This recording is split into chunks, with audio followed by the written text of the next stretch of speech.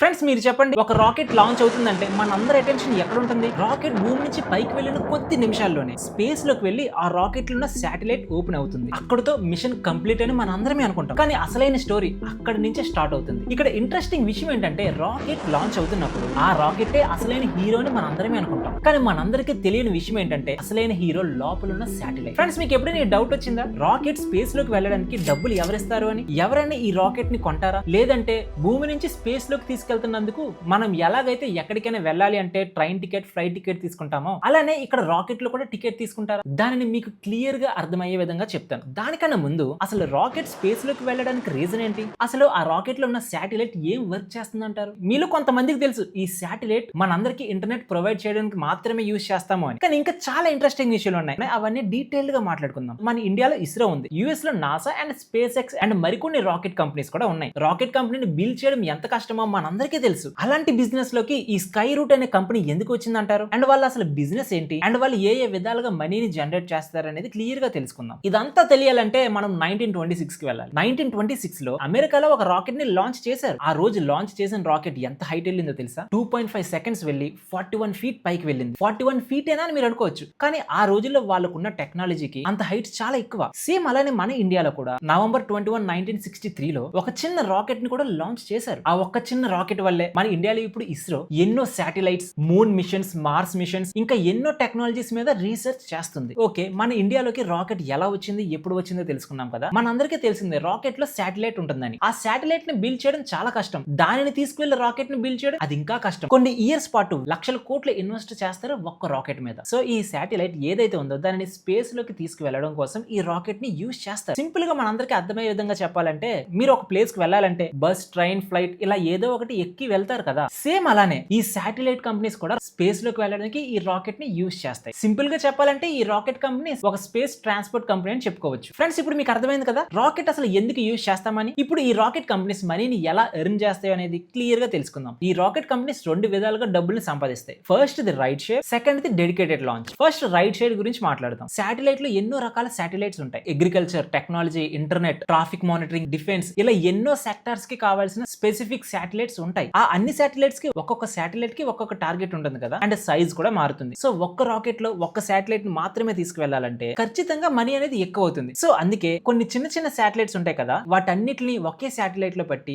Group గా తీసుకువెళ్ళడాన్ని right share అని అంటారు. ఆ విధంగా ప్రతి శాటిలైట్ వాళ్ళ వెయిట్, సైజ్ అండ్ వాళ్ళ రిక్వైర్మెంట్ పరంగా డబ్బుల్ని తీసుకుంటారు. అండ్ రెండో రైడ్ అయిన డెడికేటెడ్ లాంచ్ గురించి మాట్లాడాలంటే, నేను ముందుగానే చెప్పాను కదా ప్రతి శాటిలైట్ వాళ్ళ ఓన్ స్పెసిఫికేషన్స్ తో ఉంటుందని. కొన్ని శాటిలైట్స్ ట్రాఫిక్ ని మానిటర్ చేస్తే, మరికొన్ని డిఫెన్స్ రిలేటెడ్ గా యూజ్ చేస్తారు. మరికొన్ని శాటిలైట్స్ మన ఎర్త్ ని స్కాన్ చేయడానికి ట్రై చేస్తాయి. ఇవన్నీ మిగిలిన శాటిలైట్స్ లాగా సింపుల్ గా వర్క్ అవ్వవు కదా. వీటికి ఒక specific target, specific location and specific time లో ఇక్కడ ఉండాలి అని ఉంటుంది కదా. సో అలాంటి స్పెసిఫికేషన్స్ ఉన్నప్పుడు ఒక్క రాకెట్ లో ఒక్క శాటిలైట్ ని తీసుకువెళ్ళి వాళ్ళకి కావాల్సిన లొకేషన్ లో లాంచ్ చేస్తారు. అదే ఈ డెడికేటెడ్ లాంచ్. ఇలా ఈ రెండు విధాలుగా ఈ రాకెట్ కంపెనీస్ ఎక్కువగా మనీని సంపాదిస్తూ ఉంటాయి. సరే ఇప్పుడు శాటిలైట్ గురించి, రాకెట్ గురించి మాట్లాడుకున్నాం కదా. అసలు శాటిలైట్ కంపెనీస్ ఈ రాకెట్ కంపెనీస్ కి ఇన్ని వందల కోట్లు ఇస్తూ స్పేస్ లోకి ఎందుకు వెళ్తున్నాయి, దాని గురించి మాట్లాడుకుందామా. నేను చెప్పాను శాటిలైట్స్ లో చాలా రకాలు ఉంటాయని. కొన్ని శాటిలైట్స్ ట్రాఫిక్ ని అబ్జర్వ్ చేస్తే, మరికొన్ని మన ప్లానెట్ ని స్కాన్ చేస్తూ ఉంటుంది. ఫర్ సపోజ్ మన ఇండియాలో ఎక్కడైనా ఏదైనా జరిగింది అనుకోండి, ఆ డేటాని కలెక్ట్ చేయడానికి కొన్ని శాటిలైట్స్ వర్క్ అవుతాయి. సో ఇప్పుడు ఇన్ని కోట్లు ఇచ్చి ఈ శాటిలైట్ పైకి వెళ్తున్నాయి కాబట్టి ఈ డేటా అంతటిని కలెక్ట్ చేసుకొని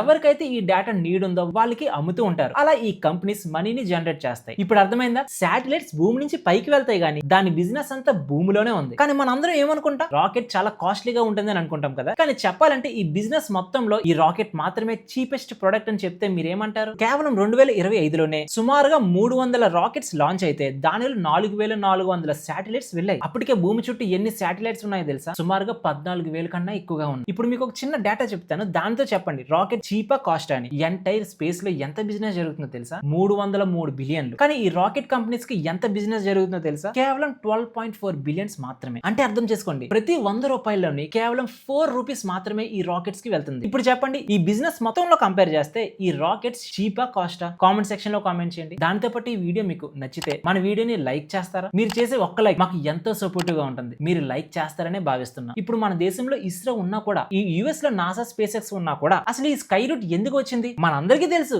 ఈ రాకెట్ కంపెనీని బిల్డ్ చేయాలంటే ఎంత కష్టమో అని. వేల కొద్ది ఎంప్లాయీస్, లక్షల కోట్ల ఇన్వెస్ట్మెంట్, ఆఖరికి ఒక చిన్న బోల్ట్ ఆ కంపెనీ తలరాత మొత్తాన్ని మార్చేస్తుంది. మన ఇండియాలో ఈ స్కై రూట్ రూట్ ఎందుకు వచ్చింది, అండ్ వీళ్ళు ఎలా బిజినెస్ ని చేస్తారు, అండ్ వీళ్ళ కస్టమర్స్ ఎవరు, అండ్ వీళ్ళు మనీని ఎలా జనరేట్ చేస్తారో అని తెలుసుకుందామా. నవంబర్ 21, 1963లో మన ఇండియాలో ఒక చిన్న రాకెట్ లాంచ్ అయిందని మాట్లాడాను కదా. ఆ ఒక్క చిన్న రాకెట్ ఇప్పుడు మన ఇండియాలో ఇస్రోగా మారింది. మన ఇండియాలో ఇస్రో ఎంతలా ఎదిగిందంటే మన ఇండియాకి కావాల్సిన ప్రతి స్పేస్ టెక్నాలజీ ఈ ఇస్రో తీసుకొచ్చింది. ఏ రాకెట్ లాంచ్ చేయాలి అన్న వాళ్ళతోనే సాధ్యమవుతుంది. ఎంతో మంది రాకెట్ ఇంజనీర్స్, గవర్నమెంట్ నుంచి కొన్ని వేల కోట్ల ఇన్వెస్ట్మెంట్, టెక్నాలజీ, డిఫెన్స్, మనం రోడ్డు మీద వెళ్లే ట్రాఫిక్స్ నుంచి ఆకాశంలో వెళ్లే ఏరోప్లేన్స్ వరకు ప్రతి దానికి ఈ శాటిలైట్స్ వర్క్ అవుతాయి. ఆ శాటిలైట్స్ వర్క్ అయ్యే విధంగా వీటన్నిటిని లాంచ్ చేయడం కోసం ఒక ప్లేస్ ఉండాలి కదా. ఆ ప్లేస్ అండ్ ఆ టెక్నాలజీ మన ఇస్రో దగ్గర ప్రతిదీ ఉంది. కానీ మన ఇండియాలో లేనిదల్లా ఒక ప్రైవేట్ రాకెట్ కంపెనీ. మన ఇస్రో అయితే రాకెట్స్ కి కావాల్సిన ప్రతి ఈకో సిస్టమ్ ని తీసుకువచ్చింది. కానీ మన Indian government private rocket companies కి ఎటువంటి పర్మిషన్స్ ఇవ్వలేదు. ఆ పర్మిషన్ లేని సమయంలో కూడా ఇస్రోలో ఉన్న ఒక ఫార్మర్ ఇంజనీర్ పవన్ కుమార్ గారు, నాగ భరత్ గారు, వీళ్ళిద్దరూ కలిపి ఒక ప్రైవేట్ రాకెట్ కంపెనీని లాంచ్ చేయాలి అని డిసైడ్ అయ్యారు. కానీ ఆ టైంలో వాళ్ళకి ఎటువంటి ఆప్షన్ లేదు. గవర్నమెంట్ నుంచి సపోర్ట్ లేదు, అండ్ వాళ్ళ దగ్గర అన్ని వేల కోట్లు ఇన్వెస్ట్ చేయాలని డబ్బులు కూడా లేవు. కానీ వాళ్ళ దగ్గర ఉన్నదల్లా కేవలం రాకెట్ టెక్నాలజీ మాత్రమే. వీళ్ళు దేనిని పట్టించుకోలేదు. వెంటనే వాళ్ళ జాబ్స్ ని రిజైన్ చేసి ఒక రాకెట్ కంపెనీని లాంచ్ చేయాలి అని స్కై రూట్ అనే కంపెనీని స్టార్ట్ చేశారు. వీళ్ళు స్టార్ట్ చేసినప్పుడు కూడా గవర్నమెంట్ నుంచి ఎటువంటి పాలసీ లేదు. పాలసీ వస్తుందేమో అని కూడా వెయిట్ చేయలేదు. అండ్ ఆఖరికి వీళ్ళు తయారు చేస్తున్న రాకెట్స్ కి